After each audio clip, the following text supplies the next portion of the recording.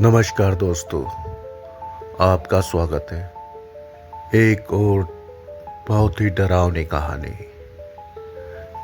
गांव में डायन का आतंक, एक खौफनाक कहानी। मध्य प्रदेश के एक छोटे से गांव बरुआ में रातें हमेशा से ही शांत और सन्नाटे से भरी रहती थी, लेकिन पिछले कुछ महीनों से वहां कुछ अजीब होने लगा था। गांव के लोग कहते थे कि आधी रात के बाद जब सब सो जाते हैं, तब एक औरत की धीमी धीमी रोने की आवाज पूरे गांव में गूंजती है। पहले तो लोगों ने इसे वहम समझा, लेकिन फिर शुरू हुआ मौत का सिलसिला। पहली घटना, एक रात रामू किसान अपने खेत से देर से घर लौट रहा था। जैसे ही वह गांव के पास पहुंचा, उसे रास्ते में एक सफेद साड़ी पहने औरत दिखी। उसका चेहरा बालों से ढका हुआ था। रामू ने डरते हुए पूछा, कौन है वहां? कोई जवाब नहीं। वह औरत धीरे धीरे उसकी तरफ बढ़ने लगी और अचानक उसकी गर्दन 180 डिग्री घूम गई। रामू डर के मारे वहीं बेहोश हो गया।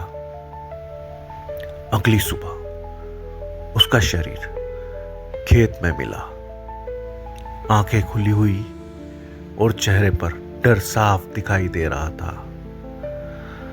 गांव में डर का साया। उस दिन के बाद हर रात कोई ना कोई गायब होने लगा। बच्चों की हंसी की आवाज अचानक रोने में बदल जाती। घरों के दरवाजे अपने आप खुल जाते और रात को छत पर किसी के चलने की आवाज आती।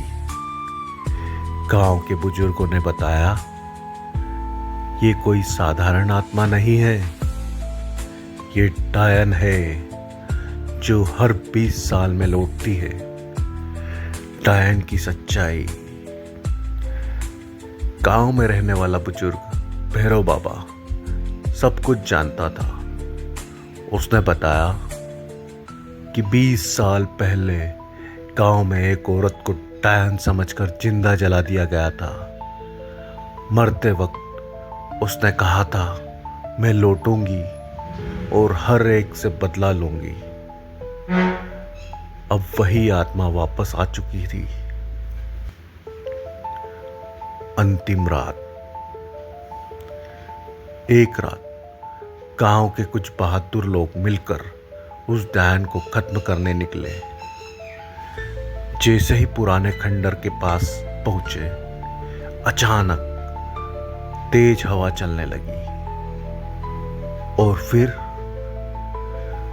वही औरत सामने आ गई। इस बार उसका चेहरा साफ दिख रहा था। आंखें पूरी काली, मुंह से खून बह रहा था और पैर उल्टे। वह जोर से हंसी।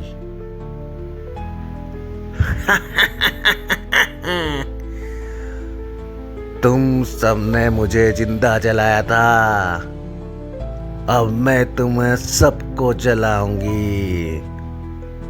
अचानक आग की लपटें चारों तरफ फैल गई।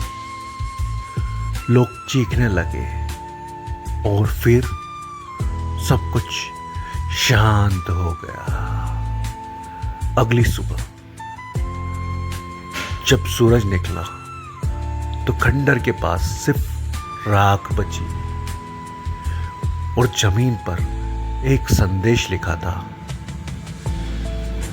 अभी और बाकी है। आज भी उस गांव में कोई भी रात के 12 बजे के बाद घर से बाहर नहीं निकलता।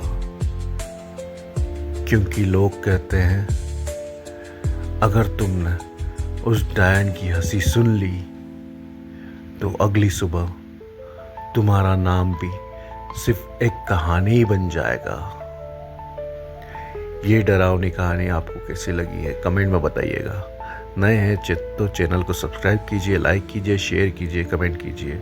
मिलते हैं नई डरावनी कहानी में, तब तक के लिए अलविदा दोस्तों।